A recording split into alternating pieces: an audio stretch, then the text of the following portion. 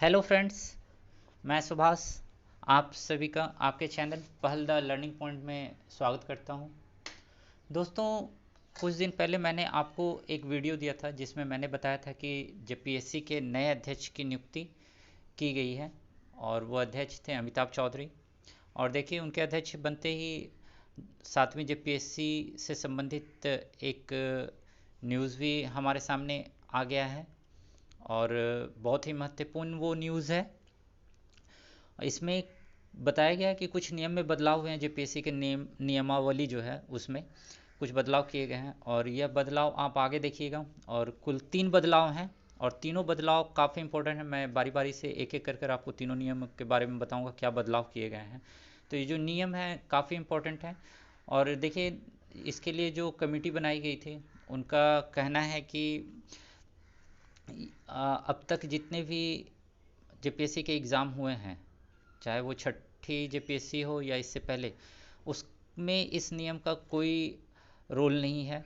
इस नियम में जो बदलाव हो रहे हैं उसका कोई प्रभाव उस जेपीएससी पर नहीं पड़ेगा। यह जो नियम में बदलाव हो रहे हैं सिर्फ 7वीं जेपीएससी के लिए हो रहे हैं और इससे आगे की जेपीएससी के लिए हो रहे हैं। तो अब तक जितने भी जेपीएससी के एग्ज़ाम हुए हैं उसमें इस नियम का कोई भी प्रभाव नहीं पड़ने वाला है। तो आप मानकर चलिए और अपनी तैयारी को जारी रखिए। यह जो नियम बदले गए हैं काफ़ी इंपॉर्टेंट है और आपको इसका फ़ायदा जेपीएससी के एग्ज़ाम में मिलेगा। और देखिए, नियम को बदलने के पीछे एक रीज़न रहा कि अब तक झारखंड के जो जेपीएससी के एग्ज़ाम होते थे, चाहे वो झारखंड स्टाफ सिलेक्शन के भी देख लीजिए, कोई भी नियम नहीं बने हुए हैं और नियम नहीं बनने के कारण ही नोटिफिकेशन निकाल दिया जाता है, एग्ज़ाम हो जाता है और एग्ज़ाम होने के बाद बीच में कोई ना कोई अड़चन आती है और एग्ज़ाम रद्द कर दिया जाता है या लंबे समय तक, कई वर्षों तक लंबित ही रहता है। और जिसके कारण जो झारखंड के विद्यार्थी हैं उनको तैयारी करने का मनोबल भी टूटता है। तो इस नियम में वो सारी चीज़ों को बदला गया है ताकि एग्ज़ाम सुचारू रूप से आगे हो और इसे पीटी से लेकर के इंटरव्यू ज्वाइनिंग तक के कार्य सरल रूप से किए जा सकें। तो देखिए, इसमें जो पहला नियम बदला गया है वह आरक्षण से संबंधित है। आरक्षण से संबंधित क्या नियम है? आरक्षण से जो संबंधित है इसमें देखिए क्या बताया जा रहा है। यह बताया जा रहा है कि अगर किसी कोटि में, कैटेगरी में अगर वैकेंसी निकलती है तो अगर उस वैकेंसी सीट, जो सीट है उस संख्या मान लीजिए 100 है तो उसका 15 गुना अगर अभ्यर्थी नहीं चुने जाते हैं, जितने भी सीट निकाली गई है अगर उसका 15 गुना अभ्यर्थी नहीं चुने गए हैं तो क्या किया जाएगा, उस कैटेगरी का जो कट ऑफ है उसे और कम कर दिया जाएगा ताकि 15 गुना अभ्यर्थी को लिया जा सके। तो देखिए, ये और अच्छा बात है। अगर कुछ लोग अगर नहीं आ पाते हैं, मान लीजिए 15% नहीं हो पाता है और कुछ अभ्यर्थियों का मार्क्स कम होता है, अगर कट ऑफ को कम किया जाएगा तो वो भी पीटी में क्वालिफाई होंगे और मेंस का एग्ज़ाम देने के लिए क्वालिफाई कर जाएंगे। तो देखिए, ये नियम बहुत ही अच्छे हैं और आने वाले जो 7 जेपीएससी हैं तो आप देखेंगे उसमें इसका बहुत प्रभाव पड़ेगा। देखिए, इस नियम को बदलने के लिए उच्च स्तरीय कमेटी तैयार की गई थी और उच्च स्तरीय जो कमेटी है उसने इसे स्वीकृत कर दिया है, इस नियमावली को। और अब इसे कैबिनेट की मंजूरी के लिए भेजा जाएगा और आप मानकर चलिए कि कैबिनेट से भी इसकी मंजूरी जल्द से जल्द हो जाएगी। क्यों? क्योंकि झारखंड के मुख्यमंत्री जो हैं वर्तमान में, वह जेपीएससी के एग्ज़ाम को लेकर या झारखंड स्टाफ सिलेक्शन को एग्ज़ाम को लेकर काफ़ी चिंतित हैं और चाह रहे हैं, वो उनका मानना है कि जल्द से जल्द ये दोनों एग्ज़ाम पूरे किए जा सकें। तो आप विश्वास कीजिए और अपनी तैयारी में लगे रहें। ये मंजूरी ज़रूर से जल्द मिलेगी। मैं इस पर जल्द से जल्द आपके लिए वीडियो लेकर के आऊँगा और देखिएगा, जैसे ही मंजूरी मिलती है 7वीं जेपीएससी का नोटिफिकेशन भी आ जाएगा।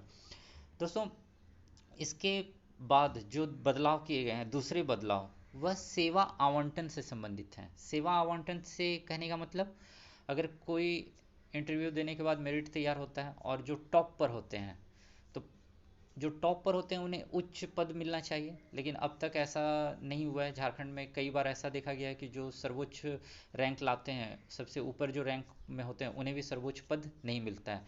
लेकिन इस नियम में बदलाव कर दिया गया है। इस नियम में बदल कर यह प्रावधान किया गया है कि अब अगर कोई भी विद्यार्थी मेरिट लिस्ट में सबसे ऊपर होगा तो उसे सर्वोच्च पद ही मिलेगा। तो ये भी देखिए अच्छा नियम है। इससे जो तैयारी कर रहे हैं, मेहनत कर रहे हैं लंबे समय से, अगर वो अच्छा नंबर लाते हैं तो उन्हें अच्छा पोस्ट ही मिलना चाहिए, ये हम सभी का भी मानना है। तो ये नियम भी अच्छे हैं। और तीसरा जो नियम है वो देखिए बहुत ही महत्वपूर्ण नियम है। अब तक जो जेपीएससी के एग्ज़ाम होते थे मेंस के, तो उसमें एक हिंदी का पेपर होता था, भाषा का पेपर होता था सॉरी, जिसमें हिंदी और इंग्लिश भी आते थे। तो अब तक जितने भी जेपीएससी के एग्ज़ाम हुए हैं तो मेरिट लिस्ट में उस भाषा के पेपर का भी नंबर ऐड किया जाता था, लेकिन उस नियम में बदलाव किया गया है। अब जो मेरिट लिस्ट तैयार किया जाएगा उसमें भाषा का पेपर का नंबर ऐड नहीं होगा। यह तीसरा बदलाव है और यह अच्छा भी है। इससे पहले आप देखेंगे कि यूपीएससी का जो एग्ज़ाम होता है या अन्य राज्यों के जो एग्ज़ाम होते हैं वहाँ पर भी भाषा के पेपर का नंबर नहीं जोड़ा जाता। और उच्च स्तरीय कमेटी ने जो ये नियम बदला है, तो नियम बदलने से पहले अन्य राज्यों के लोक सेवा आयोग के नियम को भी देखा गया है, उस क्या क्या नियम है, यूपीएससी के भी नियम को देखा गया और वो देखने के बाद ही इस नियम को बदला गया है। तो ये 3 नियम थे। आप तीनों नियम को जान गए हैं तो आप अपनी तैयारी में लग जाएं। और यह नियम जो हैं, जैसे ही इसका नोटिफिकेशन आता है कैबिनेट से, जेपीएससी के 7 जेपीएससी के नोटिफिकेशन भी साथ में आएंगे। और मानकर चलिए समय नहीं रहेगा, 6 महीने के अंदर में हो सकता है पीटी मेंस का एग्ज़ाम भी कंडक्ट किया जाए, क्योंकि झारखंड सरकार का पूरा फोकस है युवाओं के प्रति, ताकि वह युवाओं में जो रोष उत्पन्न हुआ है उसे दूर कर सकें। तो दोस्तों, यह वीडियो आज मैंने आपके लिए बस ये 3 नियम को बताने के लिए बनाया था।